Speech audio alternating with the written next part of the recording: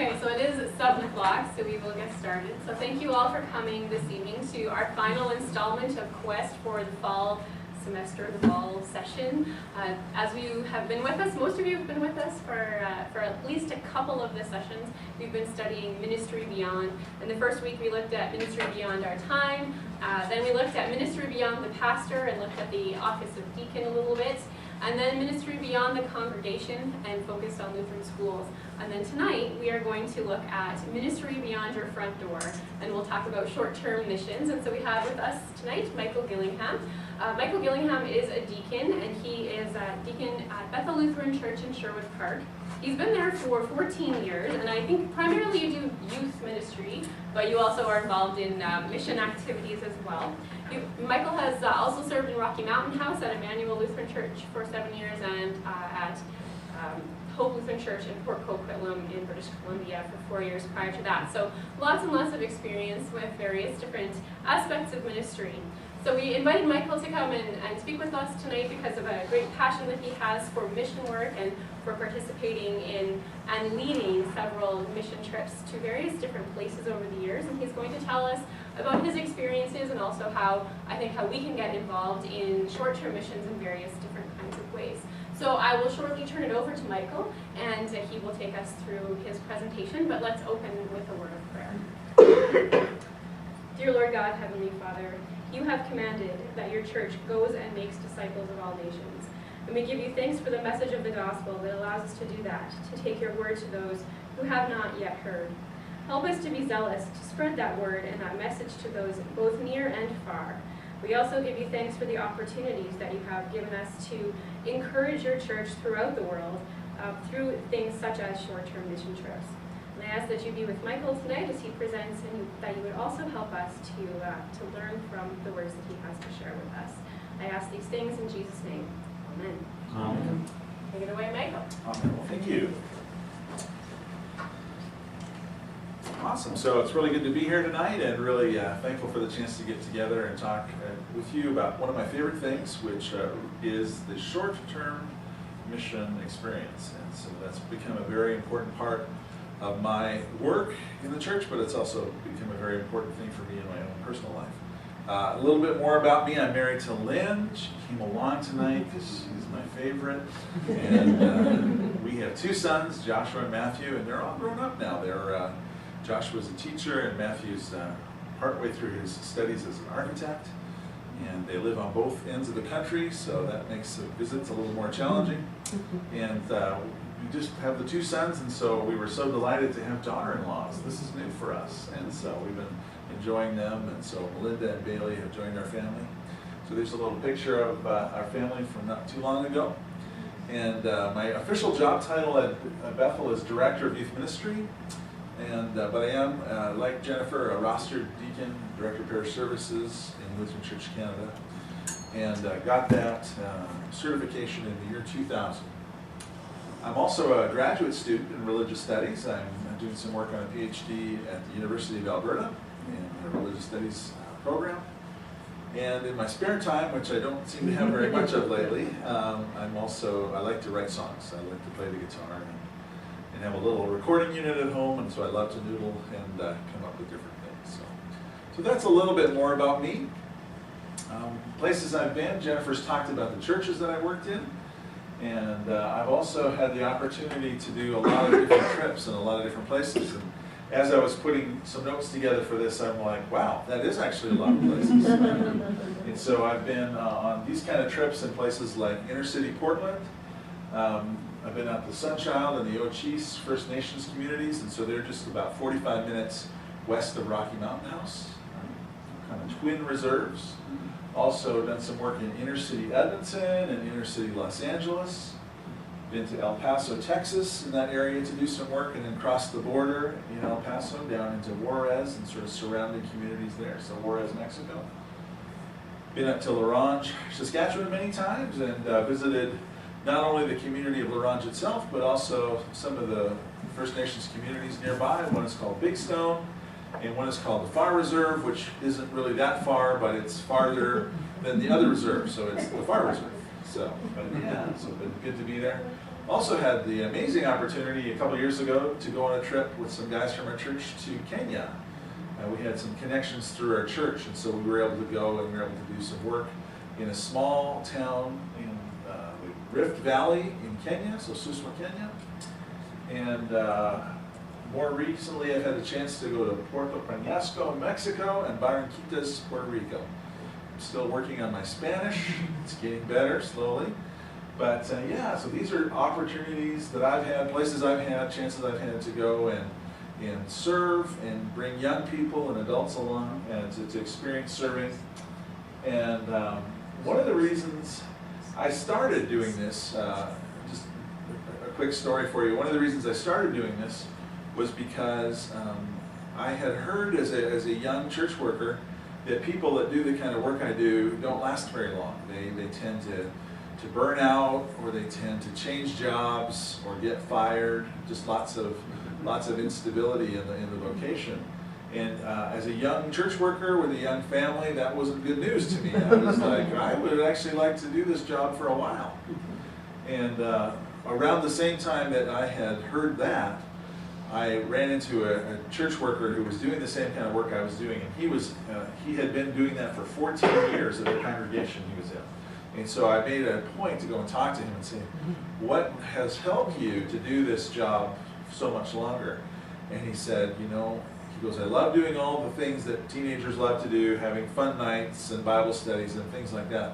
But he said, one of the things that's really enriched my work with young people is giving some of the kids, if they're interested and willing, the opportunity to do something of a little more depth to it and a little more challenge. And so taking young people into places where they're serving or doing what might be called a mission trip. And so he said, for me, that's been really important, not only for the kids I work with, but just for me personally. He said, that's really helped me. And so I took that to heart, and so that's why I went to that trip in Portland. That was many, many years ago. But it was my first attempt to sort of explore and think a little bit about what this idea might be, this mission trip / servant event. I'll talk a little bit about the terminology a little bit later, but just to give you some sense of some of the places I've gone. Jennifer talked about this briefly, and so I'm not going to spend a whole lot of time talking about this, but just did want to remind you about where you've been in this whirlwind tour over the last 3 weeks. And so, again, you define ministry in a wide sense, and all Christians participating in that service, even teenagers. It's amazing how excited young people can get sometimes when you give them the opportunity to do some serving, particularly if they feel like people don't always take them seriously. If you take them seriously and give them serious opportunities to do some neat things, it's amazing how young people will respond. And of course, you guys reviewed the idea of the leadership structure in the New Testament church, and that, you can look all the way back to Moses, but also to the apostles. And then Jennifer made it very clear, ministry in the New Testament was beyond the pastor, not just the pastoral ministry or the pastoral office, but certainly other things connected to that. And then, of course, you talked about one of my favorite topics. Jennifer and I love to talk about deacons and learn new things about that, and love to be deacons. And so talked about deacons, a biblical definition, and really enjoyed looking through Jennifer's notes on that. She's done so much work on that, so really appreciate her insights on those things. And then, of course, last week you talked about Lutheran education, and Pastor Mark Dressler. So he gave you the opportunity to see a little bit behind the curtain, what's it like to be a leader in this kind of an educational experience, and some of the opportunities and challenges. And as you heard, there are some real amazing opportunities. There are some real challenges, and our schools are facing some of those challenges. When we were in our first congregation, my wife and I were very involved in helping set up Hope Lutheran School, and that school continues to run today, and we're really thankful for that. But it was the right moment, the right time, the right people kind of gathered and got that going, but then to keep it going, to keep staffing it and kids. So again, as Mark would have shared with you, lots of great opportunities, lots of challenges there too. Today, I thought we'd run through some basic things as we discuss these things. And Jennifer's right. By the end of the discussion today, I really do want you to think about the fact that maybe this is something you'd want to explore. And maybe you've done this already, and if you have, that's great. Maybe you can share some comments and thoughts with us. If you've never done something like this might be something that you want to consider, and what might that look like? And so we're going to talk a little bit about that. But we're going to start with some biblical basics. We're going to talk about what's different from home. We're going to look a little bit at the organizations that are currently affiliated with LCC that are doing this kind of work in various settings. And then I'm going to talk a little bit about some long-term and short-term opportunities, supporting mission work from home, and then the thought that maybe you could plan a trip for yourself. We're going to talk briefly about what that might look like, or what that might want to roll out as, and then finally, for your congregation, what might that mean for your congregation? So that's some of the basic places we're going to go today. So if you have your Bibles, you're certainly welcome to open them up, but when we get there, we'll talk about that. Again, I wanted to just come back to some of the things that Jennifer talked about and Mark talked about, and I really want to highlight this idea that we're talking about works of service done by the people of God. Teenagers in my church and we have this conversation all the time, and we'll talk a little bit more about that later in the presentation. What is ministry? What is mission work? What does it look like?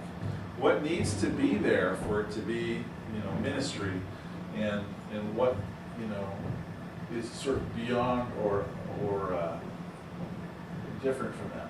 And of course, why do we do these things? What's the purpose? And so, spreading the gospel, strengthening faith, and the idea that you can do this as a volunteer or as a trained church worker or partnering together to do this kind of stuff.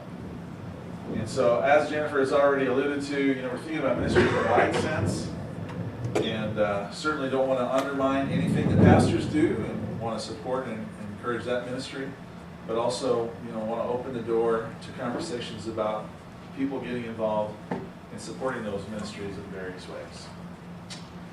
And so again, when we think about the things that we're going to be talking about, I really like this slide here. So ministry is the works of service done by the people of God.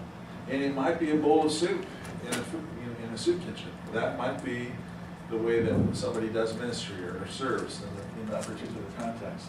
It might be building a little structure in a community that needs some help and support for a family or for a congregation. It might mean helping to build a school or support schools in different places. There's lots of different ways that we can think about that. And again, the purpose again is spreading the gospel and strengthening faith. And so we're sharing the word with others, but we're also, in a sense, sharing it with ourselves. And I don't know about you, but I've actually learned more about faith trying to teach other people about faith or talk to other people about faith. I learned more about faith by trying to discuss that and share that with others. And again, I think Jennifer's done a great job of setting the stage for tonight. I thought this slide was interesting. I wanted to highlight it. First of all, there's Jennifer practicing to be a mom. That was in Nicaragua. In Nicaragua. The picture on the previous slide is also a structure our team built in Nicaragua in Laguna. Awesome. So the context. The other two are stock pictures, but that middle one is real. It's a real picture. Yes. Awesome. Yeah, and so I thought this was interesting, and I would agree with Jennifer. One of the things that a lot of deacons end up getting involved in are things like mission trips, whether that's local, national, or international. Maybe we have a little bit more freedom to do those kind of things. Maybe that's more of something that we've just sort of been taught to think about and to do. And then, of course, deacons also do some teaching at home and in the mission field. And, of course, there's some other things listed there. And then I thought this was interesting, the second point. What do deacons do, or how do they serve? Sometimes they serve by running mission organizations. So, it is actually something, and Jennifer's invitation to do this helped me to think about this a little bit. It is actually something that the diaconate, at least in Canada, has really been connected to in some very meaningful ways, just as they've come up through their training and served in the church. I love this picture of Jesus washing people's feet, his disciples' feet. And again, biblical Christians called to love their neighbor in response to the salvation they've been given, and to the good works that flow from faith. So I will talk to the youth when I take them on these trips, and we'll actually read that story about Jesus washing the disciples' feet, and we'll talk about what does it mean that the one that we're seeking to follow, the one that we're seeking to serve, on the last night with his disciples chooses the role of the servant, that he actually washes their feet. He humbles himself and washes feet, and then invites us to do the same. What a powerful, powerful message that is. And again, you know, it's important as I'm talking with the young people and the adults that we go on these trips with, we're not doing these things to make God like us more. God already loves us a lot. We don't do these things to earn his favor or make him like us more. But as we've experienced his love, it can flow through us and then out of us. And one of the things I love about these kind of trips is, in other ministries that we're involved in, there's lots of different ways to be involved, lots of different ways to support and to help. And you know, in the congregations where I've served, I've often noticed a shift, and the shift it'll begin like this. The members will come up and say, I hear you're taking the youth on a trip.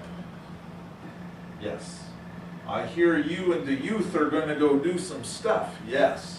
And then eventually the conversation begins to shift and it begins to say, I hear that we're sending our youth on this trip, and we're going to do this here, and we're going to do this there. Even if that person can't come with us, you know, this is a shift. Oh, this is something we're doing as a congregation, as a community, and it's kind of neat to see that happen. By the way, I feel like I've already talked a lot. If you guys have any comments or thoughts, Jennifer's already shared some good stuff with us. Feel free at any time. Questions at any time. Questions are great. Have you gotten any so far? Is Warman online yet? Yes. All right, a little shout out to Warman. Hey guys. Also want to do a shout out to my in-laws. Mom C and Dad C. Hello. All right, we can keep going. They say to get back at it. All right, we'll just get right to it here. So if you have your Bibles and you want to open up, you can, but I'm going to have the text projected on the screen too, so it's up to you, Jeff. Does anybody want one for close up?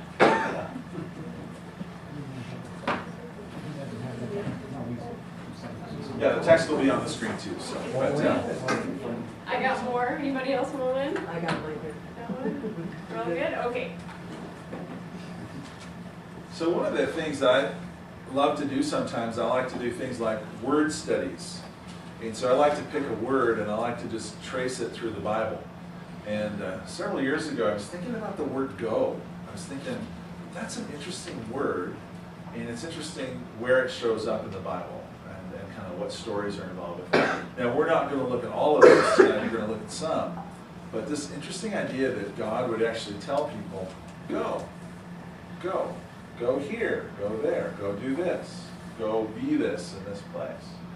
And so, you know, we see that right from the first chapters of the book of Genesis, where God says to Abram and his family, he says, go. So let's just take a look at that really quickly.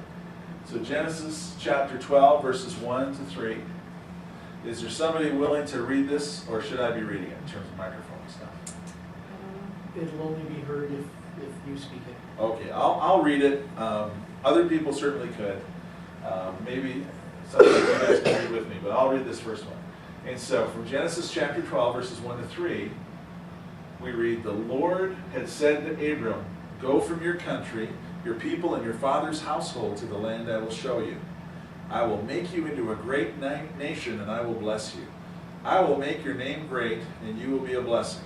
I will bless those who bless you, and whoever curses you I will curse, and all the peoples on earth will be blessed through you.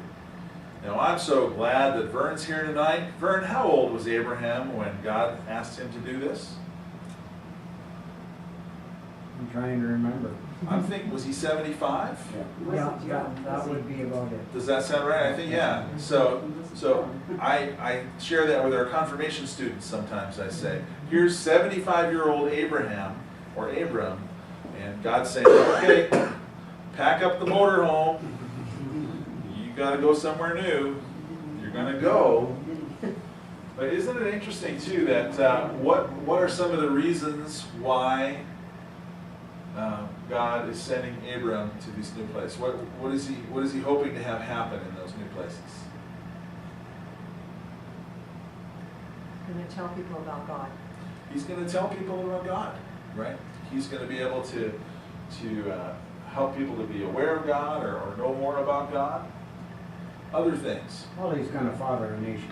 Yeah, that's right. He says, you got work to do. You got to have lots of babies. You know, you're going to be a great nation. You need some room to grow, right? What else?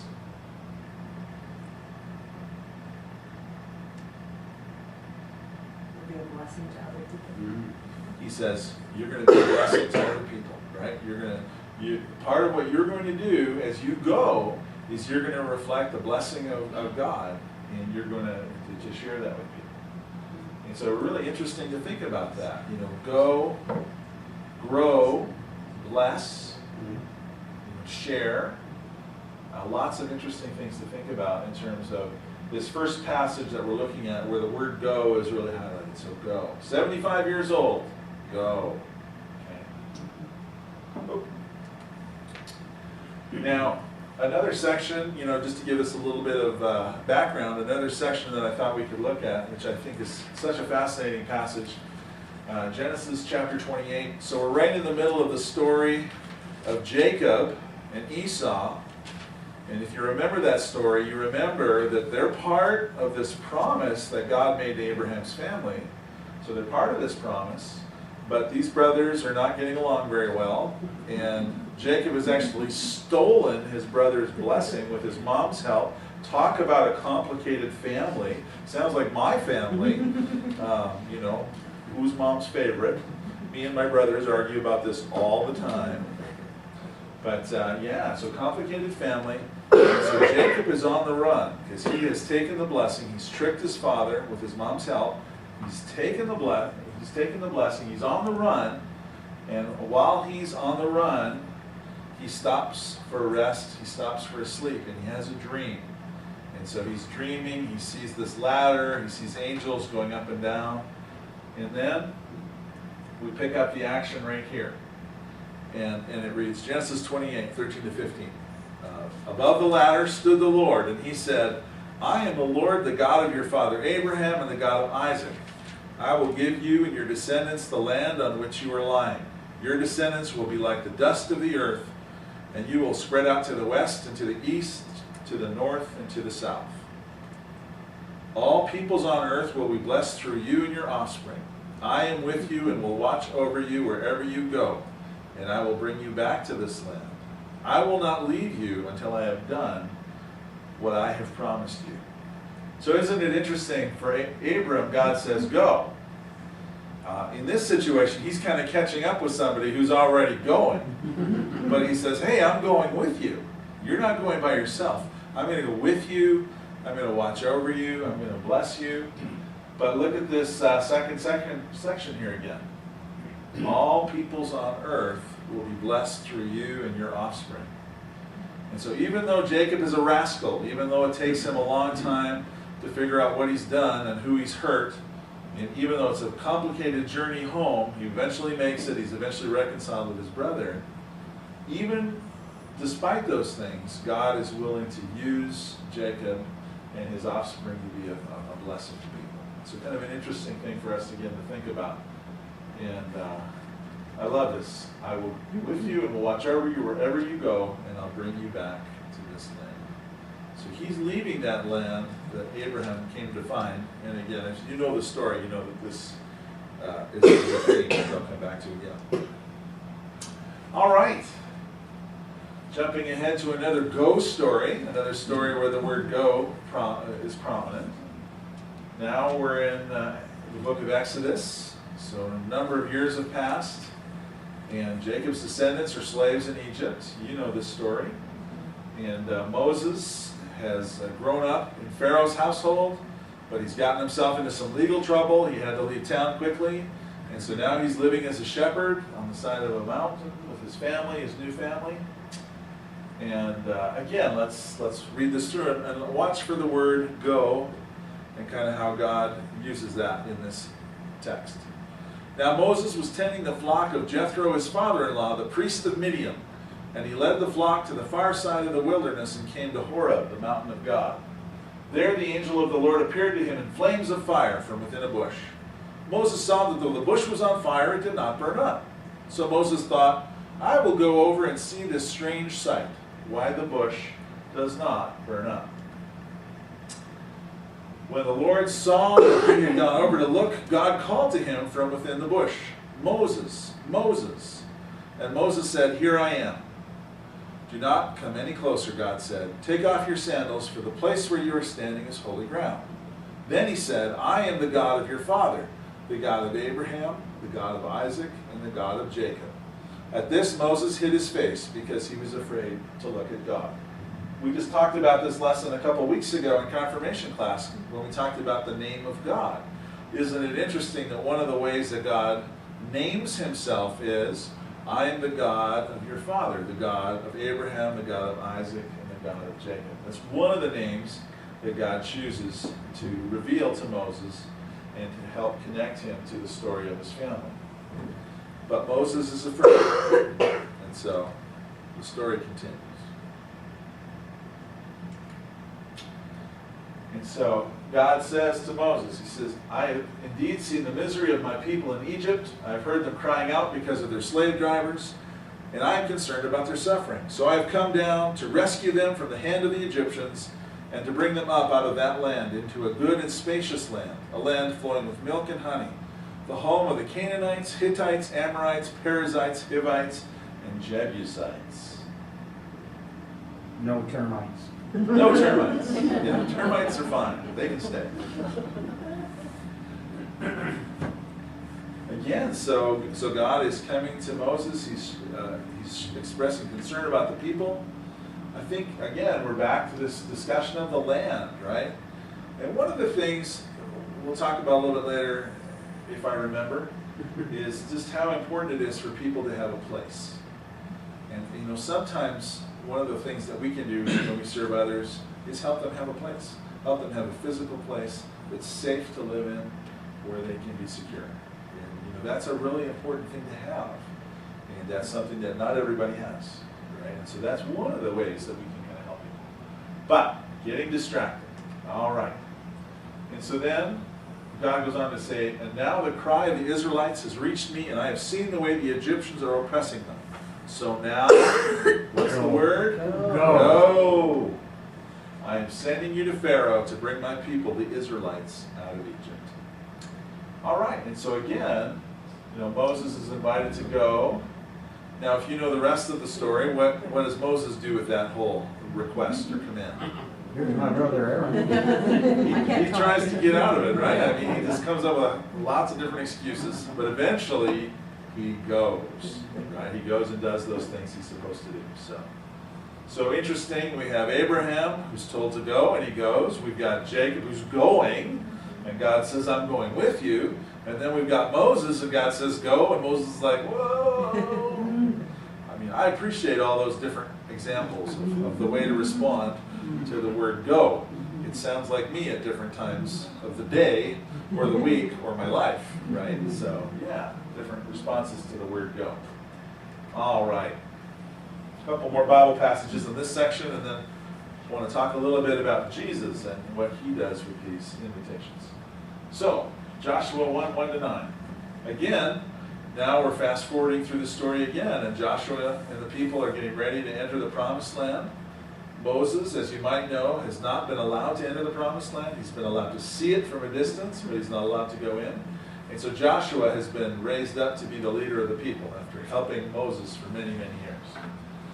And so, again, after the death of Moses, the servant of the Lord said to Joshua, son of Nun, Moses' aide, Moses, my servant, is dead.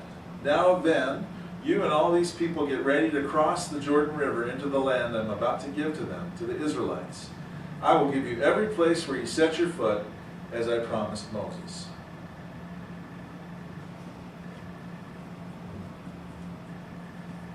Your territory, we're talking about land again, a place to be. Your territory will extend from the desert to Lebanon and from the great river, the Euphrates, all the Hittite country to the Mediterranean Sea in the west. No one will be able to stand against you all the days of your life. As I was with Moses, so I will be with you. I will never forsake you, I will never leave you nor forsake you. Be strong and courageous, because you will lead these people into the land I swore to their ancestors to give them. Be strong and very courageous. Be careful to obey all the law my servant Moses gave you. Do not turn from it to the right or to the left, that you may be successful wherever you go. Keep this book of the law always on your lips. Meditate on it day and night, so that you may be careful to do everything written in it. Then you will be prosperous and successful. Have I not commanded you? Be strong and courageous. Do not be afraid. Do not be discouraged. For the Lord your God will be with you wherever you go. Interesting. Yeah. And so, even before we get to the Gospels, even before we get to Jesus and the disciples, I think it's really interesting for us to think about this idea that God says to his people, sometimes, in some places, go. Leave the place where you're at, the place where you're comfortable, the place where you settled in. Leave that place, go to a new place. Now, he promises to be with us when we go to those new places. He promises to watch over us. And he invites us to be open to the idea that that might be a new home for us. It might be a place where we can bless others. And so interesting for us to think about that just in our own personal lives. Now later we're going to think about that a little bit more in terms of like a mission trip or a servant trip. We'll talk more about that. I hope we haven't read too much of the Bible so far. Can we read a little bit more? Is that okay? Sometimes you just don't know when to stop, right? There's just so much stuff you could talk about and use. And I certainly do want to do this, but I also want to talk about how we apply these things as well. So, a couple passages from Jesus and his disciples, this idea that he invites them first to follow him, and then as they follow him, to go. And again, something for us to think about. So, if you're following along, Matthew 14, 18 to 20. As Jesus was walking beside the Sea of Galilee, he saw two brothers, Simon called Peter and his brother Andrew. They were casting a net into the lake, for they were fishermen. Come follow me, Jesus said, and I will send you out to fish for people. At once they left their nets and followed him. So again, two men who are working along with some others, and Jesus interrupts that. He says, I have some different work for you to do. And he uses very common people, but invites them to come and follow him. Matthew chapter 10, selected verses. Jesus called his 12 disciples to him and gave them authority to drive out impure spirits and to heal every disease and sickness. This is actually before Jesus has gone to the cross, but he's already giving the disciples opportunities in very small ways to do what they're going to have to do later on. Later on, they're going to have to go all over the place. But this is sort of like a little trial run. Somebody might call it a short-term mission trip, just to kind of get your feet wet, learn what you like and what you don't like, and learn what you're good at and what you're not good at. But he gives them these instructions. These 12, Jesus sent out with the following instructions. Do not go among the Gentiles or enter any town of the Samaritans. Go rather to the lost sheep of Israel. And there's that word again, right? Go and go. Now, they have a very limited focus on this trip. Later, the focus is going to be much bigger than they might even imagine at this point. But at this point, it's go and do these specific things in these specific areas.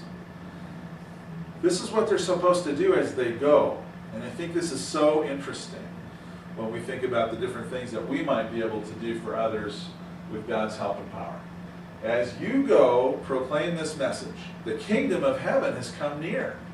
Heal the sick, raise the dead, cleanse those who have leprosy, drive out demons. Freely you have received, freely give. Do not get any gold or silver or copper to take with you in your belts. No bag for the journey or extra shirt or sandals or a staff. For the worker is worth his keep. So this idea that this is just a free gift that they're going to give. And they don't even necessarily know where they're going to stay or who's going to take care of them. They're going to go out and do those things. Now, this passage, is much more conventionally applied to the idea of mission trips. In some Bibles, it's called the Great Commission. Okay, and people will sometimes talk about this passage when they think about mission trips.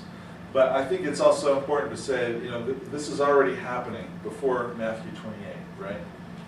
There's movements in this direction already. And please read this one out loud with me, if you would. Then the 11 disciples went to Galilee, to the mountain where Jesus had told them to go. When they saw him, they worshipped him, but some doubted. Then Jesus came to them and said, "All authority in heaven and on earth has been given to me." It's probably one of my favorite passages in Matthew. They worshipped him, but some doubted. What? Really? Now? Okay. But Jesus says, I have all the authority that I need in heaven and on earth. It's been given to me. I'm going to give you the authority to go.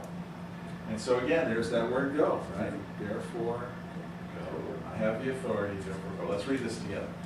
Therefore, go and make disciples of all nations, baptizing them in the name of the Father, and of the Son, and of the Holy Spirit, and teaching them to obey everything I have commanded you. And surely I am with you always, to the very end of the age. So who did Jesus give these words to? Gave them to the disciples, right? And I have some friends who would kind of argue with me a little bit or debate with me a little bit about what does this mean for today?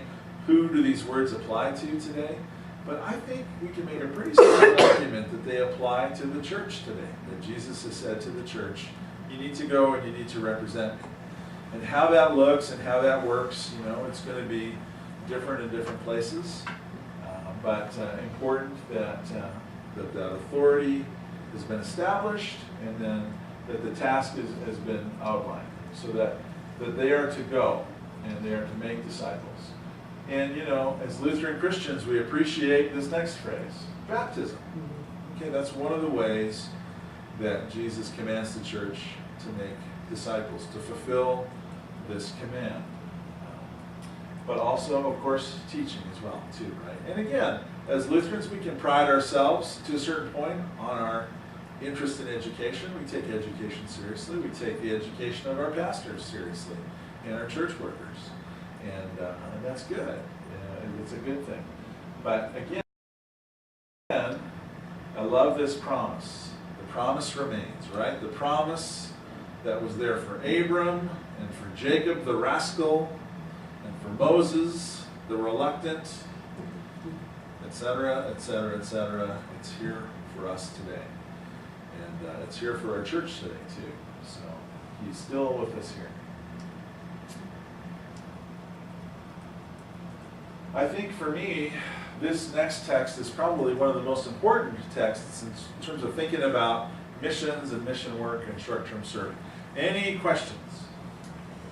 No. Any comments so far? You're still awake, Jennifer? Good. All right. I don't like to put people to sleep. I have that ability, but I don't like to use it. All right. After his resurrection, Jesus appears to his disciples. And I think the principle that we can draw out of this text is really, really important when we think about mission trips and servant trips and things like that. So let's look at that. So think about this question. What are we hearing or seeing in this text that we can learn about? In my former book, Theophilus, I wrote about all that Jesus began to do and to teach until the day he was taken up to heaven after giving instructions through the Holy Spirit to the apostles he had chosen. After his suffering, he presented himself to them and gave convincing proofs that he was alive. He appeared to them over a period of 40 days and spoke about the kingdom of God. On one occasion, while he was eating with them, he gave them this command: do not leave Jerusalem, but wait for the gift my Father promised, which you have heard me speak about. For John baptized with water, but in a few days you will be baptized with the Holy Spirit. Then they gathered around him and asked him, Lord, are you at this time going to restore the kingdom to Israel? Just like that section in Matthew 28. Some worshipped, but some doubted. Here, are you going to restore the kingdom now, finally, after all this other stuff you've done? It's like, no, that's not the point. That is not what we're here to do. That is not my focus for my mission at this point. And then he says, I mean, it's going to happen, but he says, that's not what we're worried about right now. It is not for you to know the times or the dates the Father has set by his own authority, but you will receive power when the Holy Spirit comes on you, and you will be my witnesses in Jerusalem, in all Judea and Samaria, and to the ends of the earth. And for me, this is one of the important things to think about when we think about this kind of work or these kind of endeavors. Jerusalem, Judea, Samaria, and the ends of the earth. Jerusalem, Judea, Samaria, and the ends of the earth. Just to help you out a little bit, Jerusalem, Judea, Samaria, the ends of the earth. Jerusalem, Judea, Samaria, the ends of the earth. I run into people sometimes who want to go on a mission trip to the ends of the earth. That's awesome. How's it been going in Jerusalem? How's it been going in Judea? How's it been going in Samaria? Because those are also places where we might be called to serve. And these are also places where we might learn what it is that's going to help us as we extend the work further and further out. And so I think that's something I would suggest that we can take away from that text. And I know when I'm talking to young people in our church, I want them to think about that a little bit. It's really exciting to think about going on a trip over here or over there, getting away from mom and dad for a couple days, being with your friends. But at some point, we need to think about what's happening here too, either before the trip or after the trip. Now, I'll try to remember to say this again, but I'll just share this really quickly. In my experience, at least with teenagers, sometimes we have to go to Samaria to inspire them when we get back to Jerusalem. And I wish it wasn't the case. I wish we could start in Jerusalem and slowly work our way out. Sometimes for some people, this works for adults sometimes too, sometimes you have to go to Samaria, and then you come back and you see Jerusalem and Judea in a totally different way. And it kind of helps you to go, oh, I can do this stuff I was doing here, at my house, in my neighborhood, in my school, with my friends. But sometimes it's that going away and coming back that's helpful. So. All right, almost done with the biblical basics. Snack time approaches. All right. Hang on. I saw the snacks. They're worth waiting for. Warman, I hope you're having good snacks tonight. Okay. I know my in-laws are having good snacks because they understand the importance of good snacks. Okay. So, Jesus appears to Saul and he gives him a mission. So Jesus sends out the disciples, they're going to do what they're going to do, but then he interrupts this life of Saul and puts him on a whole different trajectory. And it means important things not just for Saul, but also for the larger mission of the church. So again, we're going to look at Acts 9. And I just, again, one of my favorite, I have lots of favorites. This is one of my favorite stories. Ananias has to go and spend some time with the hated and feared Saul, right? It's like, why are we talking to this guy? He's bad. All right, so Acts chapter 9, verses 10 to 19. In Damascus there was the disciple named Ananias. The Lord called to him in a vision. Ananias. Yes, Lord, he answered. The Lord told him, go. There's that word again. Go to the house of Judas on Straight Street and ask for a man from Tarsus named Saul, for he is praying. In a vision he has seen a man named Ananias come and place his hands on him to restore his sight. Ananias pulls almost a Moses here. He goes, Lord, I have heard many reports about this man and all the harm he has done to your holy people in Jerusalem. And he has come here with authority from the chief priests to arrest all who call on your name. I like it when people tell God what's going on. Like somehow he doesn't know. It's one of my favorite prayers that I hear people pray sometimes. I do it sometimes too. But it's like, God, just in case you didn't know. Yeah, right. Okay. But the Lord said to Ananias, go. This man is my chosen instrument to proclaim my name to the Gentiles and their kings and to the people of Israel. How excited do you think Ananias was to go and do this? Probably less than super excited. But again, there's that word. And again, like I say, you take a word like go and you study it in different contexts, it raises different questions, gives us some different insights. One of the most powerful words that God says about Saul, soon to be Paul, are these words from this section. I will show him how much he must suffer for my name. I'm trying not to jump ahead to mission trips too much, but sometimes mission trips are an opportunity for you to understand what it means to suffer for the name of Jesus. And if that does not sound inviting, I'm sorry. One of my favorite stories, one of my friends named Sherry was a youth worker in British Columbia. And she just really felt, at a certain point, a really strong need to go to India. She just really felt like, for some reason, for some way, for some purpose, God wanted her to go to India. So she booked the trip and she made arrangements and she decided to go. And she was excited. She was like, this is going to be great. I don't know what's going to happen in India, but I'm really excited. She said it was the worst trip of her entire life. It was horrible. She was sick every day. She hated the food. The place was too crowded. It was hot. It was noisy. It was the most horrible experience she's ever had. She came back and told me about it. And I said, wow, that's so weird that God would want you to go there and just struggle and suffer through all that stuff. She goes, I know. Weird, isn't it? And I said, yeah, that's weird. And then she goes, you want to know what's really weird? And I said, yeah. She goes, I can't wait to go back. I really want to go back. I'm like, that's weird. It's really weird, but great, good.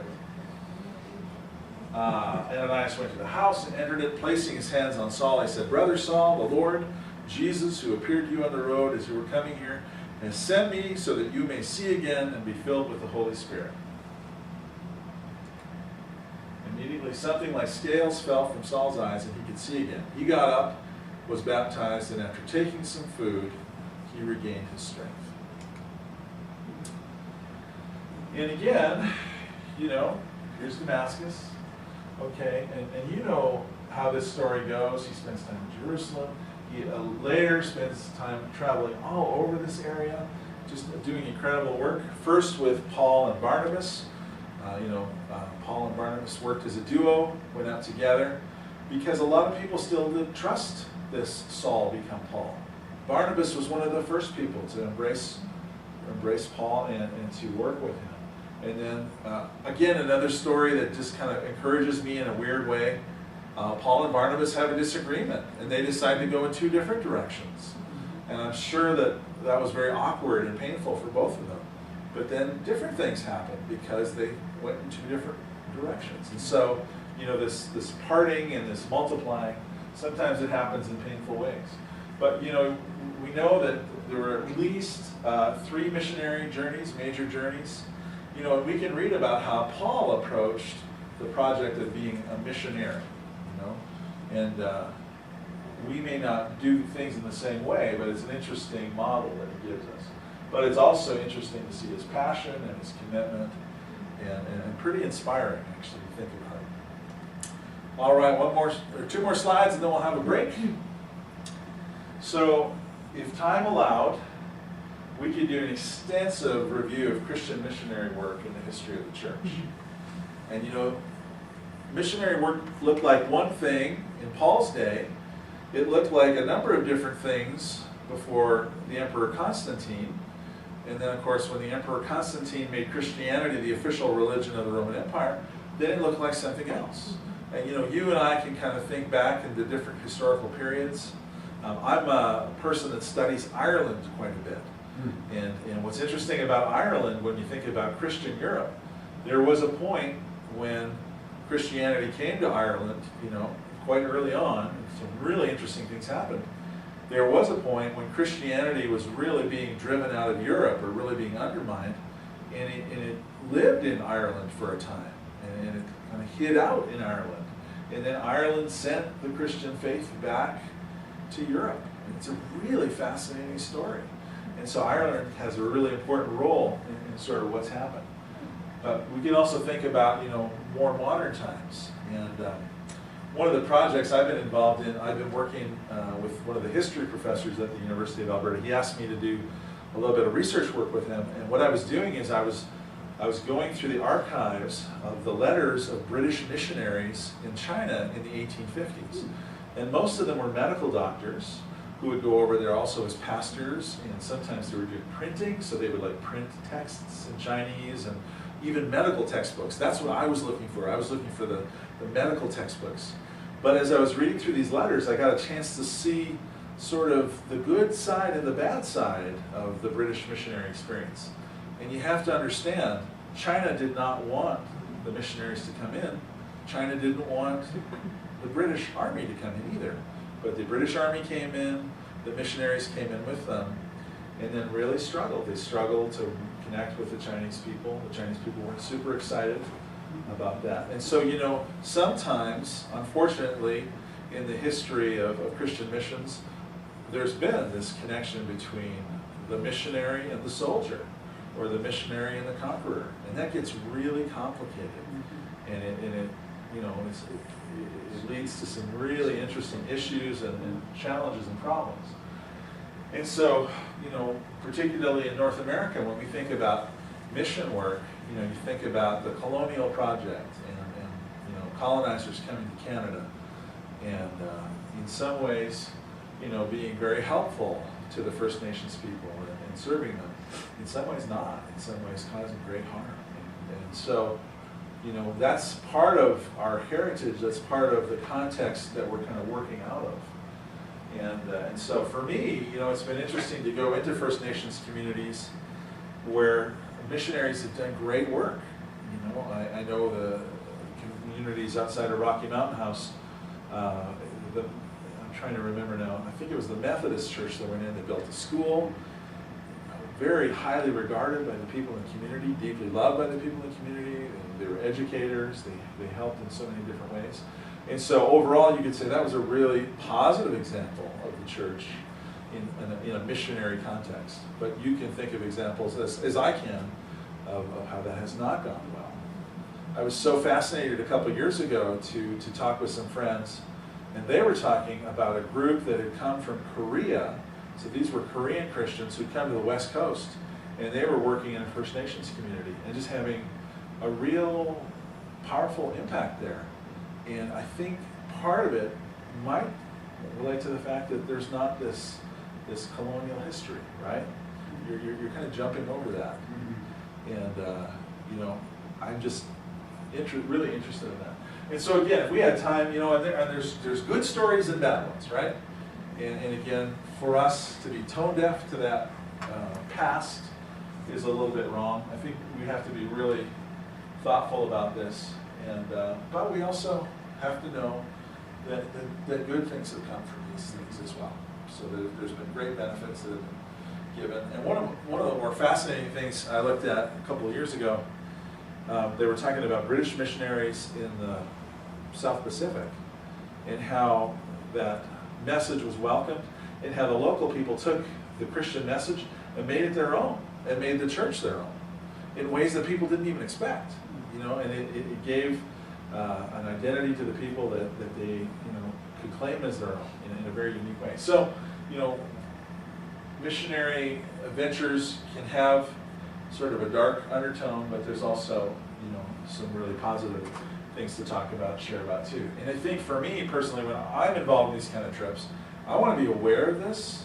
I don't want to forget this. And I also want to be sure that I'm not kind of slipping into that mode if I can help it. We'll talk a little bit more about that later, but it's just something for us to be aware of. And so just as we go into break, I want to leave you with a question, and then we'll take some time. And so when we're talking about missionaries and mission fields, where is the mission field today? How is it different from home? And how is home different from home? That last question, you might want to give yourself a little bit extra time to think about it. How's home different from home? And I think maybe what I'm trying to suggest, well, I'll let you think about that. We'll come back to these questions. So where's the mission field today? How is it different from home? How's home different from home? And I can't let you go to break without mentioning that this is the Watts family.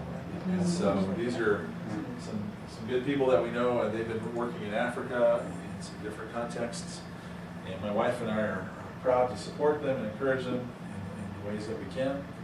But they're an example maybe of sort of the traditional understanding of the North American missionary going to Africa from North America to do whatever needs to be done to help. And so that that model is still with us, but as we're going to talk about, there's some new and interesting things developing too that create some new opportunities.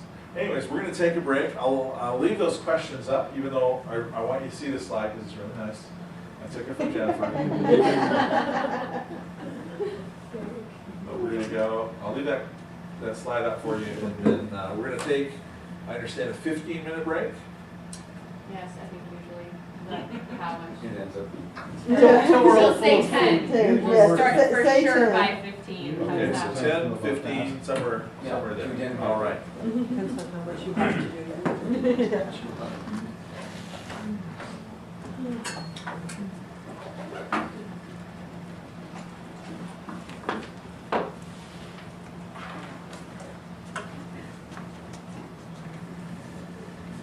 Boston, that's drinking. Oh, okay. Are you cheering for Boston?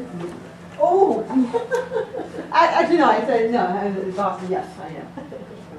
Jim and I are, because our grandson, Elijah loves the Boston Red Sox. Oh, yeah? So, and he's over at our house tonight cheering. Ah!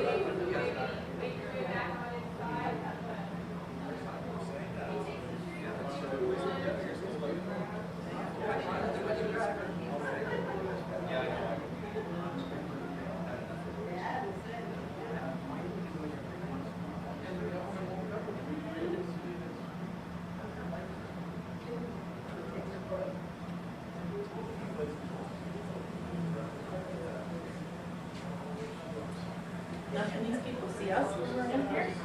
No, not, Is that the camera? yeah, it's only pointed at him. They can hear us if we talk, but they can't see us unless he pans it for some reason. It's my Did understanding. you come up to Will they know that we're eating? Yeah, that's right. Will they know that we're? I wondered if that camera up there was, I don't think so, but I don't know for sure. I'm just speculating that it doesn't. I've never watched it at home.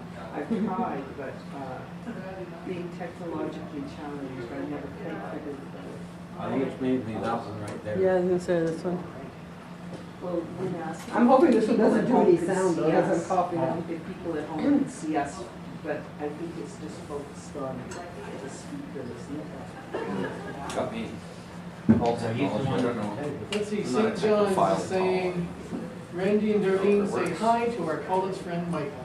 Say hi back to those two. Great to see him here. so there's a couple ladies that will come in and they'll just wander in when they're done. So we can start. So we start, okay. All right, so left you with these questions, and we're going to start with these questions. And again, I think what I'll do, if you guys have some comments, I'll just repeat them for the folks that are watching at home or online. But as you think about this question, where is the mission field today? Where is it? Where is it? Everywhere. Wherever you happen to be. It's really everywhere, isn't it? I have a feeling it's up the back of our church sometimes. I appreciate your comment. Sometimes it's right in our church or at the back of our church. Right? Yeah. Hopefully not just in front of the church. No, we've had that too. Mission field in front of. Yeah, no, for sure. And so, you know, this idea that here is where, you know, we're all Christian and there is where people are not, you know, that's really been changed. You know, that notion is really challenged today. And so, yeah, the mission field can be everywhere. And so then one of the things that we don't need to do is get on a plane to be a missionary. You know, we just have to actually just live the life that we're living wherever we're living, whatever vocation we're currently serving in. You know, that's a chance. So when I talk to the teenagers that I work with, I say, you know, you have a chance to share God's love and be God's person, you know, at school, on your sports team, if you've got a part-time job, you know, wherever, you know, you just have these opportunities. And so that's new for us. And then the next two questions, how is it different from home? How is the mission field different from home? And how is home different from home? First of all, how is the mission field different from home? Any thoughts about that? I think maybe it's making me think that you have to go with an open mind. You can't expect, you need to go with your eyes wide open and your mind open and your heart open. You can't expect people to behave the way that you do, Okay. perhaps. Okay, so just a comment about the idea that you need to be open, maybe have an open heart, an open mind. Can't really expect people always to say or do what you think they might, you know, and so just kind of be open to those things. Yeah, that's a really good point. Any other thoughts about home? Well, home is comfortable, Home is comfortable. and going out into the mission field is uncomfortable. Sometimes going somewhere else that's not home, that's not comfortable, can be uncomfortable. Yeah. And you know, I will make an argument, and I've seen this many times. There's something that happens in that moment of being uncomfortable you're sort of more aware. You're kind of paying attention in a different way. And it's interesting to see what happens when people are in that moment. Yeah. Last question, how is home different from home? What do I mean by that? Maybe I've been spending too much time at the university, but this sounds like a great university question.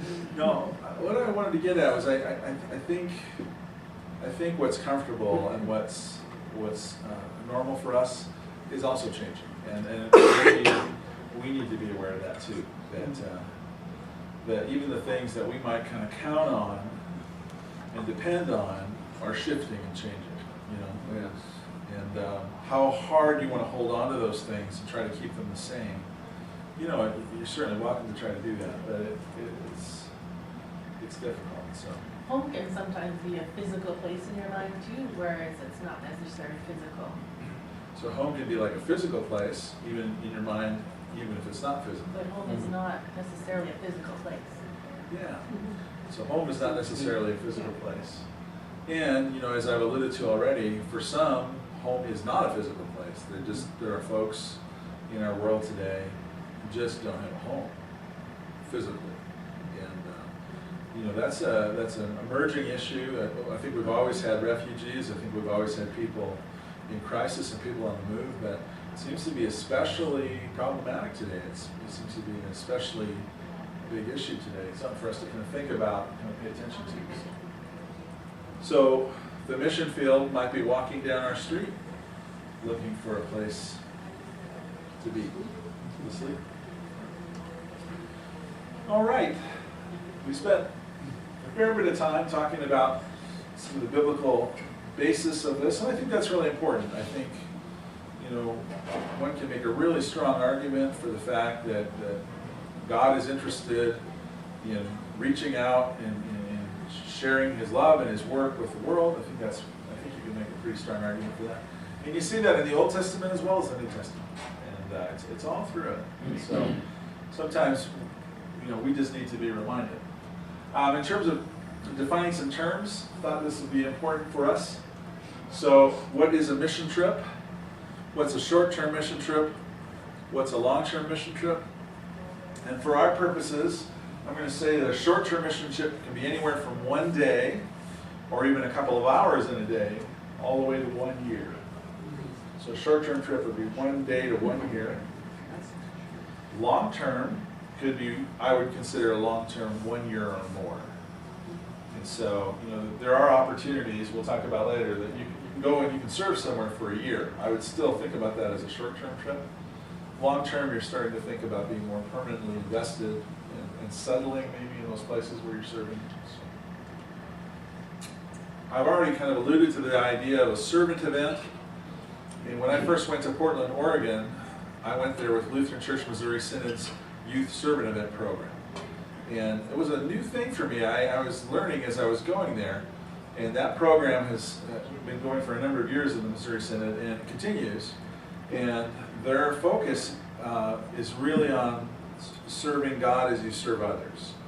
And so there's a lot to be said for that kind of understanding or that emphasis. And so, you know, in a conventional mission trip, you might feel like you need to do certain things to be on a mission trip. Servant event, you know, you might go in a different direction. You might be doing some yard work. You might be fixing something, painting something, building something. There's lots of different aspects that are involved in that.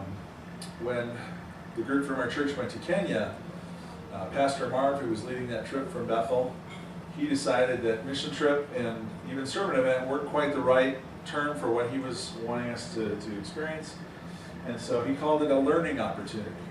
And it's a little less snazzy maybe than servant event or mission trip, but I really like it. I like kind of what's behind that you're learning. And for me, as a person that works with young people, all of these things that we do are opportunities for them to learn about themselves, to learn about other people, to learn about other places, and also to learn about God and just how God is at work in the world. And so, as I said earlier, you know, sometimes I have this discussion with young people in my church. What makes a mission trip, and what makes it a servant event or a learning opportunity? Do you have to have an evangelism component for it to be a mission trip? Do you have to do children's ministry for it to be a mission trip? Do you have the option to do light construction on a mission trip? Are you supposed to be building things when you're on a mission trip? Or are you supposed to be focused on more spiritual things? And it's a real question, it's a real issue. And so I know for our young people, the short answer to our discussion about that is they will say, when we go to La Ronge, Saskatchewan, and we run vacation Bible camps for children in various places, that's a mission trip, because we're doing evangelism, we're doing children's ministry. But if we were to go to another place and perhaps build a home for a family in need, they would say, that's not really a mission trip. Now you're getting into more like a servant event. And so I share those thoughts with you because, you know, I think for me, I'm comfortable calling all of these things mission trips, but I'm also comfortable calling them all servant trips. And I love where you can go with learning opportunity. I think that's got some really nice possibilities with it. So, but I just bring those things to your attention. A missionary? Who, me? I don't know if you've ever done this. I like to have fun with Google sometimes. So I Googled an ordinary guy. And this guy's picture came up. That's an ordinary guy right there. And then I put in ordinary girl, and a lot of 12-year-olds showed up. That wasn't quite what I was looking for. So then I said, an ordinary woman.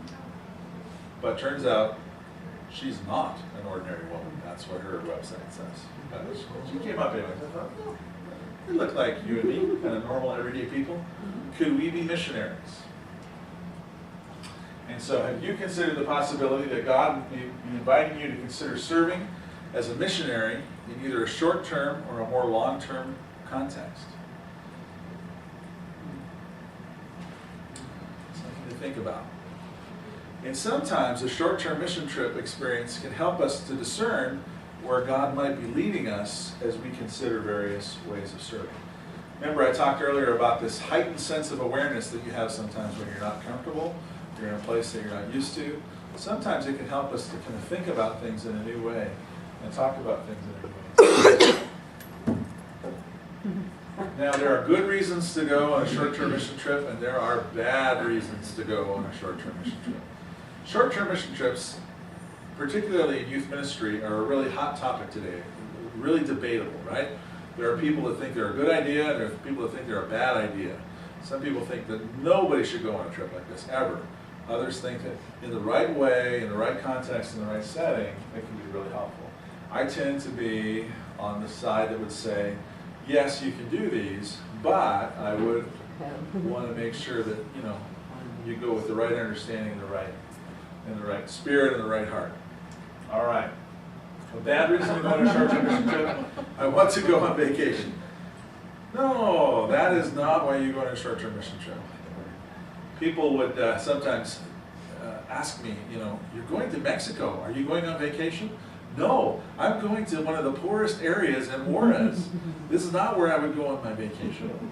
And I'm not there to be on vacation. I'm there to serve. I'm there to work. I'm not there to relax. Now, I also have to remind the congregation where I work that when I take people on a trip like this, I am not going on vacation. This is me working hard. Probably one of the hardest things I do. So this idea that, you know, you want to go on a vacation, so you're going to go on a mission trip, not a good understanding to begin with. And Jennifer, you said you've been on trips where? Yeah, part of the team. Well, it's like a vacation, so, you know, all these things. This is not my vacation. If I want to go on vacation, I'll do something else. I want to go on this trip, but it's not vacation.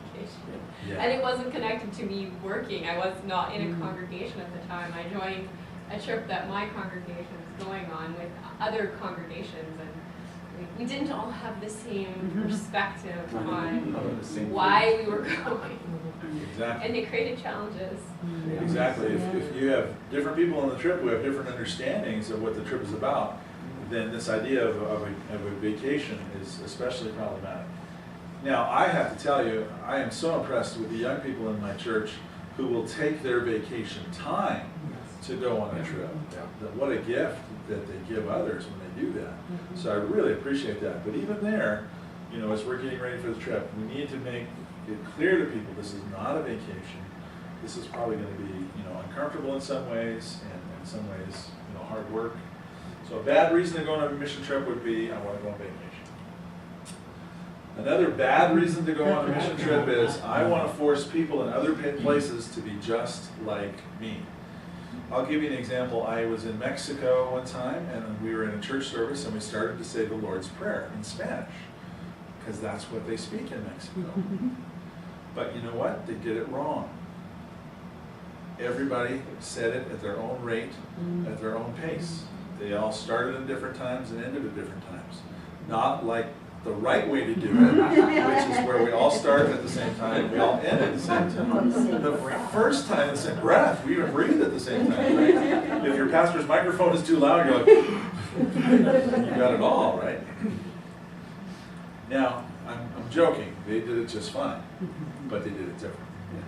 You know, and so if you're, you know, have a deep desire to make other people in the world just like you know, you may want to check that attitude. It's something that you may want to think about. I want to feel better about the things that I have. Just about anywhere you're going to go in the world, you're going to run into people who have less than you do. Okay? As North American people, we're blessed beyond measure. Okay? And you know, we might look around at our neighbors and say, well, I don't have as much as him, or I don't have as much as her. But when you put us in a global context, it's unbelievable, the contrast, right? And sometimes I get the sense that people, in part, come back from a trip, this is one of their takeaways. Oh, well, I'm pretty grateful for all the stuff I have. And I'm like, I wonder if that was really the final thing you should have come home with. And then there's this issue of guilt, right? Too. Here's another bad reason to go on a mission trip. I need to save people. The reality is, particularly in a short-term mission situation, you're really not even going to get to know people that well. You're going to be helping a much larger project. But if you need to save people, you've forgotten one important thing. Who saves people? God. God does that through Jesus, right? So we're not Jesus. We don't need to go and be Jesus. That puts a lot of pressure on us that doesn't need to be there. But again, if you have this need, you may want to just think again about being ready to go on a short-term mission trip. I need to feel important. Again, we all bring different needs to the things that we do, and maybe some days I would like to feel more important than I feel. Mission trips are just maybe not the best place to kind of sort that stuff out, right? That's something that you maybe need to think about in other ways and in other places. But on a mission trip, it's not there, it's not designed, hopefully, for you to kind of focus on yourself and your need to feel important.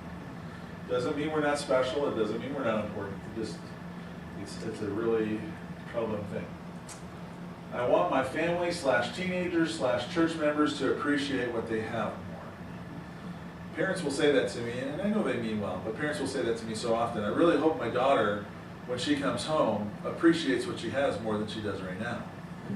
And on one level, I get what they're saying. On another level, again, that's not where we're going on this trip. We're not going on this trip to make ourselves feel better about the things that we have or don't have.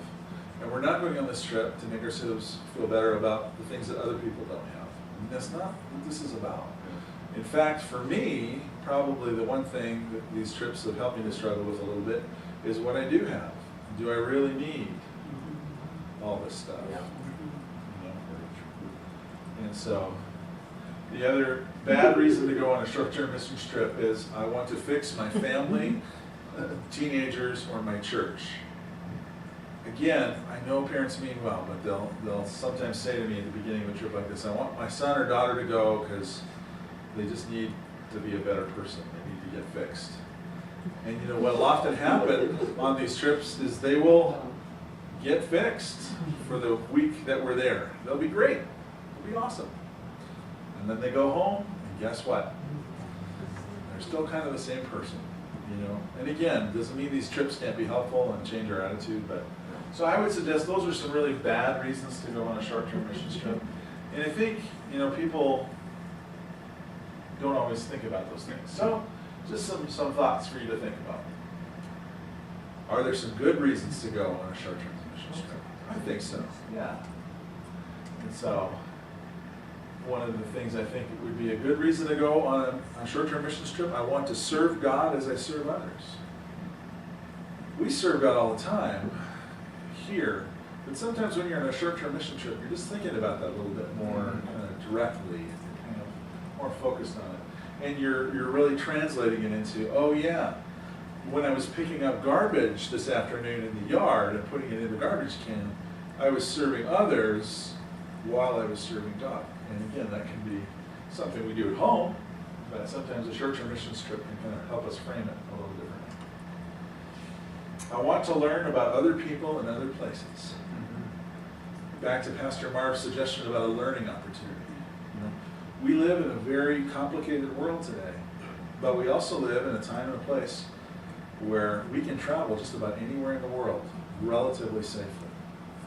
And so what a great opportunity for us to go out and to learn about different parts of the world, different communities, different people, different places. And so when I take young people on trips, we always include an educational component. Where are we going? Who are we working with? What are some of the things we need to learn about them? One of my favorite reasons to go on a short-term mission trip, I want to support the church in other places, even if it's different from home, even if they say the Lord's Prayer wrong. I want to have an opportunity to see the church. Yeah, I remember one time in Mexico, it was an afternoon church service. A local community had been gathering in a place that kind of looked like a garage next to a house. And, the pastor was there, and there were chairs and people gathered, and we were gathered with them. And then some young men across the street, I think they were doing a construction project, they turned up their radio really loud. So we could barely hear the pastor. We could barely hear the hymns being played on the keyboard. And on one level, I was really frustrated, but on another level, I was like, well, that's kind of like a challenge when your church doesn't have walls. And, you're just, you're vulnerable. But that didn't stop the people from meeting, and it didn't stop them from gathering. So, it's just different, but it doesn't mean it's wrong. In fact, it kind of helps me think about the church in a different way. Now, I talked about this a couple times already. My experience has been, and this is pretty universal, when we're in a new place, we're kind of uncomfortable, we're paying attention in new ways, and sometimes Bible stories that we've read 100 times say something different to us, just because we're just kind of paying attention in a different way.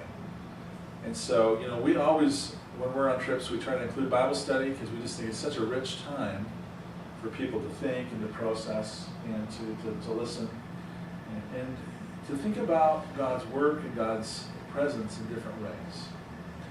And so, really powerful. And then this last one, I want to think critically about who I am and how I live my life. I think there's room for this. We talked a little bit about it's a bad idea to go there to try to feel better about your life. I do think it's a good idea to think about your life when you're on these trips. One of the things I discovered as we were taking adult leaders along with our youth into some of the poorer parts of Juarez, Mexico, oftentimes the adults in particular would look around at their first sight of the poverty and the houses sort of cobbled together and the garbage.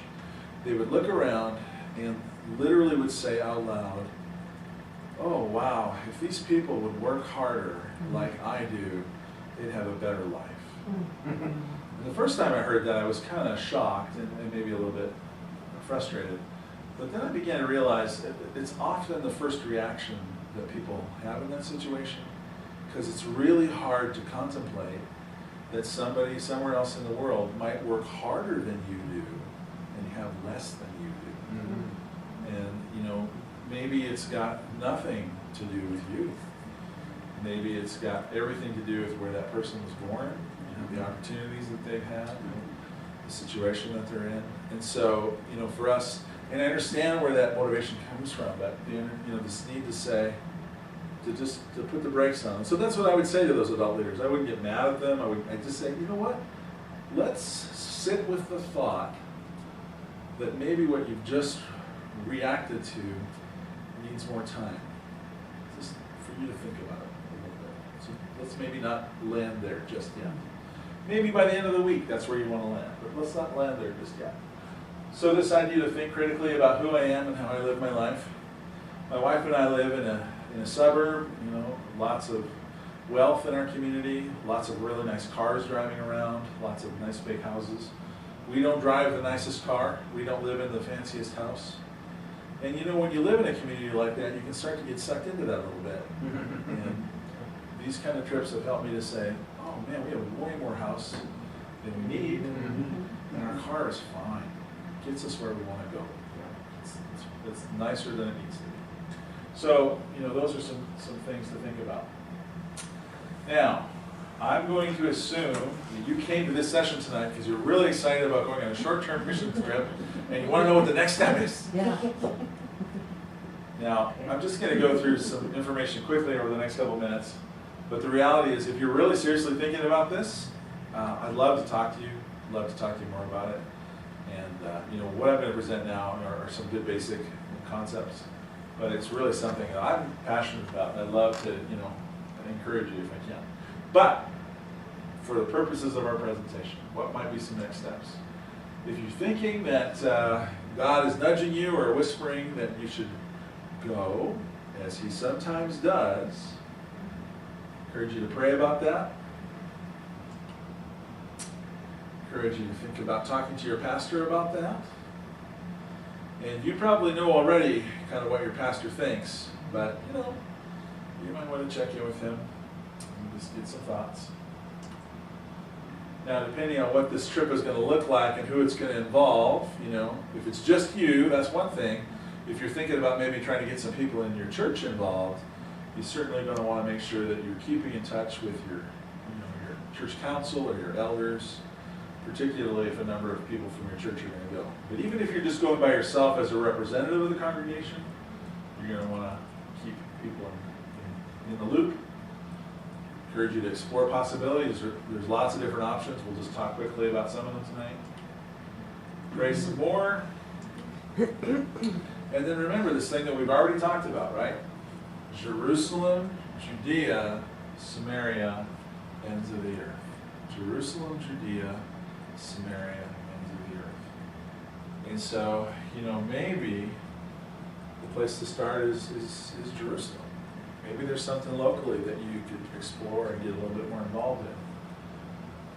But remember what I also said, sometimes with our young people, it seems like we need to go to Samaria so we can come back to Jerusalem with new eyes. So that might be something to think about too. Now, this is one of the mantras of our servant events and mission trips. We say this to the kids all the time. We say this to the leaders all the time because it's so important. Be flexible, flexible, flexible, flexible. Particularly if you're going into other cultures where they don't say the Lord's Prayer right, you have to be flexible. Don't say it in English. They say it in Spanish all at different times. By the way, I'm joking. So, yeah. My Spanish version of the Lord's Prayer is so slow that actually by the time I started, I stopped. You could have said it 3 times. So, yeah, so that's right. So be flexible, flexible, flexible. So, Lutheran Church Canada has been actively involved in mission work in various countries. What are some of the places where Lutheran Church Canada has done mission work? Nicaragua. Nicaragua? Yeah. Ukraine, Haiti? Yeah. Ukraine. Ukraine? Thailand, Thailand? Cambodia, Cambodia? Oh, that's good. Korea. That's deep. Korea. Korea. Really? I didn't know. You Maybe bet. not Korea. No, Cambodia is right, and it's actually not on the Synod website. The ones on the Synod website are Nicaragua, Costa Rica, Thailand, and Ukraine, but there have been others, and hopefully at some point there will be others. we're a small church body, so we've really focused our resources in certain places and certain directions. Not as able to do that as other places. What kind of work have we done in places like Nicaragua, Costa Rica, Thailand, Ukraine? Buildings. Exactly. Churches, Schools, houses. buildings, Churches, schools, houses, yeah. So there's been some light or, in some cases, heavy construction. Yeah. My daughter went to Thailand to teach English in the school where Stockholm was. So that was one. Exactly. I think the Haberstock family was over there at one point too, but your daughter was there too. And yeah, so, other, Seminary instruction. yeah, we've done quite a bit of seminary instruction, haven't we? Especially in the Ukraine and in Nicaragua, but also, other places as well. And that's, I think, Cambodia has been. Rwanda too. Didn't, No, Pastor Schaefer from the UC district went over to Rwanda and they were asking just recently, I think. Yeah, I was gonna say that's opening up. Yeah, there's Yeah. some invitations for more work possibly in Yeah, Rwanda. and that's, with I know the Ethiopia, there's been some Yeah. possibilities too. So when we were in Kenya, we made some connections with some local ministries there that we continue to support. So and that's, So in addition to the work being done directly by our church body, there's also organizations that are willing and able to provide serving opportunities. And so again, just to see if you guys are on the ball, what are some of the places where we can go and serve? What are some of the organizations? World Mission Prayer League. World Mission Prayer League, okay? World Vision, World Vision, Bible translator. Lutheran Bible Translators. Well, I would say through LCMS. LCMS has lots of opportunities that we can plug into sometimes. Yeah. Wycliffe Bible Translators. Wycliffe, okay? CLWR. CLWR. Lamb. Lamb. Yeah. BC Mission Boat. BC Mission Boat. You guys are good. So you thought of some that I didn't put on the list, but here are some. So BC Mission Oh, Boat. the Rock. Local Mission Society, the Rock. It's in Jerusalem. Yes, Jerusalem. The one I also really wanted to highlight, I didn't know much about the Lutheran Women's Missionary League until my wife got involved, in one of the first congregations we served in. I got a chance to go to some conventions, and I was just really impressed with this organization's commitment to supporting mission projects in Canada, but all around the world, and serious dollars that these ladies are able to raise and direct. So they're serious about the way they support these things. So one of the questions, all of us probably need to think about is, do I support from home? Do I go to the field? Do I do both? Is there a place right now in my life right now where it makes sense to do one more so than the other? And one of the things that we can ask, just in terms of supporting from home, like what's going on in our circuit. I know a number of years ago there were some congregations being, planted in our circuit. I've heard a little bit less about that lately, but it's good for us to be aware of that. We're moving into a new structure for our church body, so I don't know how we're going to handle missions in our region. I'm looking forward to hearing more about that, but that's going to be something for us to think about a little bit. So is there something local in our circuit that we support? Is there something in our region that we want to support? And then again, we have a new mission executive for our synod. And it's been interesting, when Dr. Harms was the mission executive for our synod, he had a certain model of what he wanted people to go and to do. And so there were certain things like Thailand where people would go and serve, but he was sometimes a little more reluctant to have just teams go from congregations to different places. Dr. Neitzel has kind of shifted a little bit, and we're seeing more teams going out, though that's not without its complications and challenges. And of course, Pastor Smith is our new mission executive, so it'll be interesting to see kind of where his vision falls in terms of what he wants to do with our synodical missions and how we support them, both from home and then possibly in the field. I already talked about the Lutheran Women's Missionary League, Canadian Lutheran World Relief, Concordia Lutheran Mission Society. Again, another organization that's really committed to funding different projects in different places. And these are things that we can support from home. Lutheran Bible Translators, another organization that we can support from home. And so, one of the things that frustrates some of the folks in our congregation who want to give when we go on these trips. They'll say, I have a whole suitcase full of crayons. Can I give that to you to take to the mission field? Sure. Do you know how much we're going to spend putting that suitcase on a plane and taking it all the way there? And if you gave me that money, Yes. and I promised to buy, I could buy way more crayons there. I know it's nice to give something physical, but sometimes the financial gifts that we give go a lot farther in some of those contexts, right? So I know that's not fun always, but But if you also take money to the mission field and you spend it on those local economies, that's good for their whole country. Yeah. It's not just about, we can get more when we get there, but when we did construction in Nicaragua, we brought money and we bought tools and we left them with the church there, so it had a bigger impact on the local economy and than us bringing those drills and hammers or whatever with us and then taking them home again, or even if we left them there. We went and spent hundreds of dollars on snacks at the grocery store to feed the children rather than bringing them with us. Kind of seems silly to bring snacks, but. so just to summarize, in case you didn't hear that online, Jennifer was just saying that sometimes the dollars that we bring to spend in these contexts go into the local economy for materials, supplies, and so that can be a blessing in another way for the local folks too. So just something to think about. Sometimes our dollars go farther when we stay home and we send the dollars. But there's also something really powerful that happens when we go.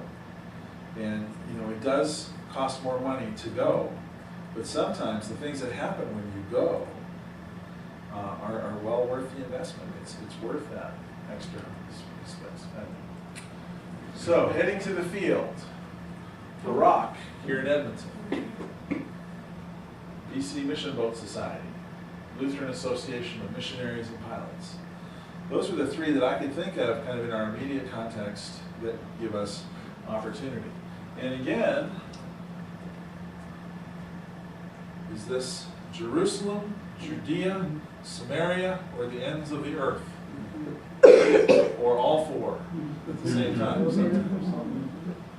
BC Mission Boat, is that Jerusalem? Is it Judea? Is it Samaria? Is it the ends of the earth? Could be the end of the earth. The different mission organizations that are supported, the different communities that are supported by land. And so those are things, that we can look into and seriously consider. And thank you for mentioning Missouri Synod.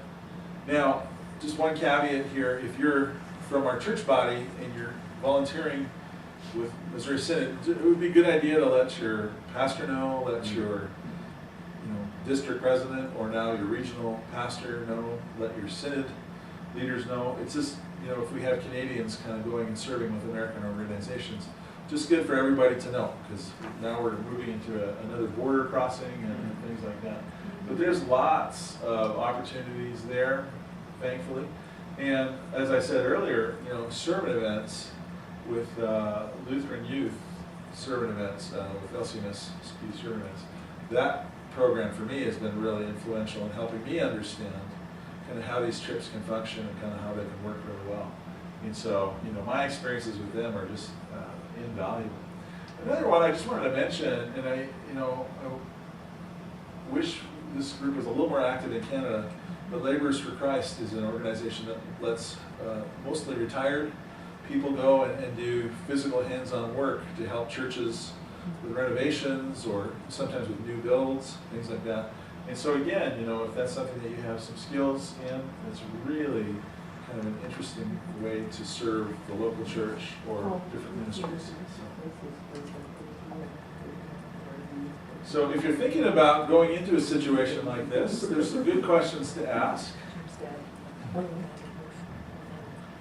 And probably one of the first questions I always want to ask is, what kind of local work is already happening? With a short-term mission, you're not generally going to go in and kind of start something from scratch. I mean, you could, but generally, I think the more effective short-term mission situations, you're going in, you're finding out what's already going on, and you're coming in there to help and support in whatever way you can. And so, you want to make sure that you know what's going on and that you're being a part of it. And so what kind of local work is already happening? do we as individuals or do we as a church, do we have helpful things that we can share in that situation? Or is it actually going to be more of a burden for us to show up and for the local pastor or the local leaders to try to keep us busy and out of trouble and out of jail, right? I mean, that's, it's really a good question. And so that's where, again, if you're thinking about working with some of our partners in places like Nicaragua or Thailand or Costa Rica, it's good to be in touch with our synodical leaders. They can help us to ascertain kind of what the needs are and kind of what work we could do that would be helpful. I think this is also really important. What kind of input is given by the local community? Do they get to decide what you're doing, or are you going to come in and sort of impose your projects on them and your passions? And again, think about this whole colonial project, right? I mean, we're not there to be the bosses. Maybe we have more money, but it doesn't mean we should get to decide everything that's going on. And so, does the community have input, and what kind of? The other question to ask is what kind of commitment is required? And some organizations spell this out. Some, allow you to go for a year and then decide if you want to continue to keep coming. But I think it really does. It's really good to actually think, could I do this for the next 5 years? Would I be willing to go into the same community for the next 5 years? I've been going to L'Orange and helping out with folks out there. I think this was our 14th summer this summer. And it was amazing, year 1 to year 2 to year 3. I mean, the trust levels and the relationships that grew. And that didn't happen right away. It took time, and we continue to try to build those relationships and foster them because that's important to what we're trying to do there. But are you willing for this to be more than just something you do once for the fun of it? Because communities where you can keep coming back really is important. What kind of cost is involved? Certain mission trips are just going to cost a lot of money. Is that the best use of your resources? Your dollars can go farther sometimes if you send the money instead of sending yourself. But as I already said, sometimes that going yourself has benefits that you see over years and years. So what kind of cost is involved? Is it good stewardship to go there? What are the physical demands of the trip? Is it something that you can do? I'm getting to the point in my life where sleeping on the floor is less and less fun all the time. It's not like a sleepover anymore. It's like, oh man. What are the medical concerns for this trip? When we went to Kenya, I had more vaccinations than I've ever had in my life. I'm probably like radioactive or something. And then what are the safety concerns for this trip? Is the region that you're going into, is it safe? Is it going to be a place where you have to be on lockdown all the time, or can you kind of move freely in the community? Just what are some of the concerns that you need to be aware of? So those are some good questions. Now, if you're going to go on a trip, or particularly if you're going to take a group of people, you might want to do a site visit prior to your trip. And so last summer I took some young people and some adult leaders to Puerto Rico. So last December I went to Puerto Rico by myself, just to meet the local group that we were going to work with and some of their people. And this here was a little house that had a tree that had been blown into the house and basically crushed the house during the hurricanes that happened in the fall of 2017. And so the woman that lived in this house was living with her neighbors, and she'd been living with them for several months. But for me, this was a good reminder that, okay, there's some physical needs here that we might be able to help with. We could maybe cut that tree down and get it out of her living room. But you'll see there's cars too. It was good for me to go there and realize you can still drive around. I mean, because sometimes the news, right? You don't know what's happened here. So we can still drive around. We can still get in and out of the airport. Though, funny story, when I was trying to come home from Puerto Rico, there was a big fire in Atlanta at the airport. And 1,000 flights got canceled that weekend. And I just about didn't get out of Puerto Rico, right? So again, an interesting thing to think about in terms of traveling, especially with a group of young people. So let's assume you're ready to go and you're really excited and you want some suggestions on what's next. think one of the things people don't realize enough about short-term mission trips is the most important pieces are actually not the trip. And the trip is better if you do your homework before you go and you do your follow-up after you get back. That's where the trip is going to have the biggest impact. The trip itself hopefully goes well, and you want to make sure that that's managed well and handled well. But you really need to prepare. And so you need to help the young people or the people who are going. If it's yourself who's going, you need to learn about the community and the country. You need to learn about the culture. It's good to learn about the history of church work in the area. It was helpful for me when I was in Puerto Rico to realize that Puerto Rico was a Spanish colony for 400 years. It was a Roman Catholic Spanish colony for 400 years. That's still a big part of the heritage and the culture of Puerto Rico. So, helpful to know those things. And then you go and you serve. And you know, it's not always easy, but it can be very meaningful. So you go and you do the best you can, but then you come back and you need to debrief. You need to talk about the trip. And you know, one of the most honest, but also kind of painful comments I remember one of our team members sharing when we came back from Africa the first time. One of the men who just has a big heart for people, he said, I couldn't help feeling a couple times like God loves me more than he loves those people in there, just because of what I have. And he wasn't trying to be mean, he was just speaking really honestly. That's a situation where you need to talk about that. You need to think a little bit. You need to unpack that feeling and that thought and just really think about what does this mean? Now, maybe you're really excited about going on a long-term mission. Same encouragement. Flexible, flexible, flexible, flexible. 2 more quick slides, and then we're going to have Jennifer wrap us up. Any questions, comments, or concerns? How long is long term?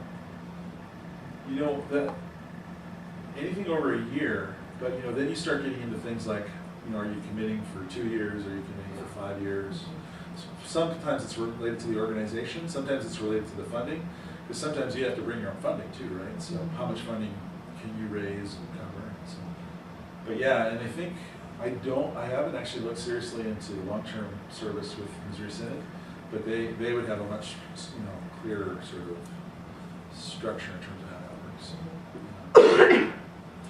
Yeah, I would, and again, in one of those situations, you know, if you're moving to a site, I think you'd want to be there at least 3 years, 5 years, you know. I think that would be a good investment in that place.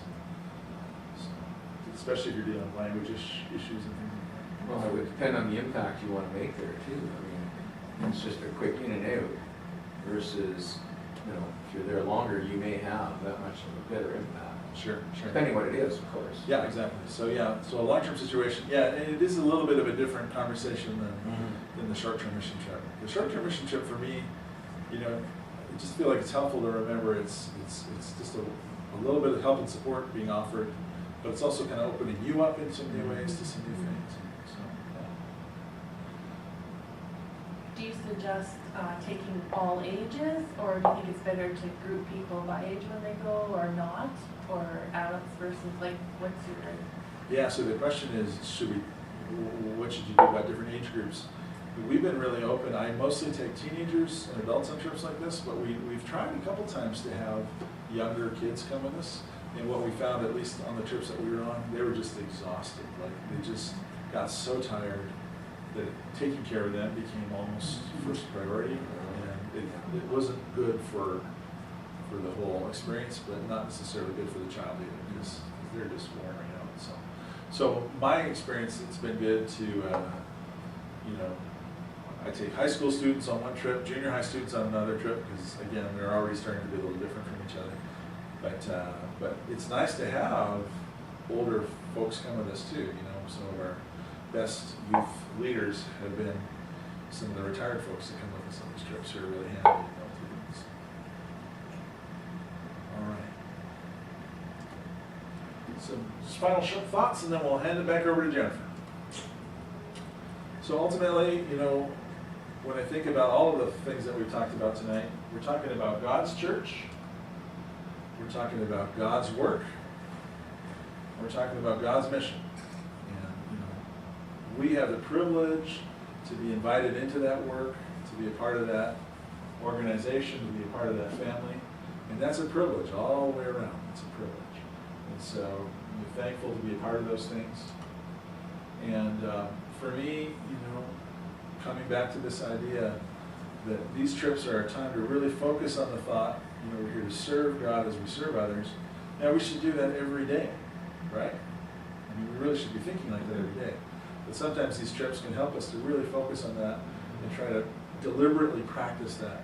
And then maybe we can bring that back to different aspects of our home life.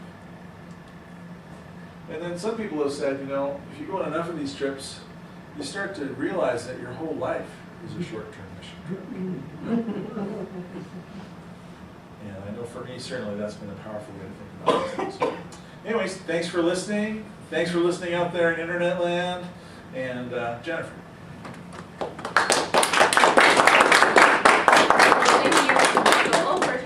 Out of your week to come and be with us, to present us with a learning opportunity and to also help us to think about missions, not just about the construction and the kids programs or whatever else we might do there, but also as a learning opportunity for us to learn about ourselves and to learn about God and to learn about God's people and places in this world.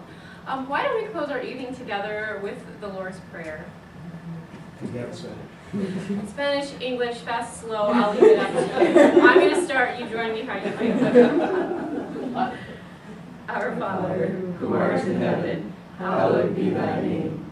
Thy kingdom come, thy will be done on earth as it is in heaven. Give us this day our daily bread, and forgive us our trespasses, as we forgive those who trespass against us. And lead us not into temptation, but deliver us from evil. For thine is the kingdom, the power, and the glory, forever and ever. Amen. Thank you very much for joining us for Quest this series. I don't know what the next series will be, but stay tuned. Listen to church announcements, watch the website. After the new year, something else will come up, and we'll have another 4 sessions, and I hope you can join us. Have a great night.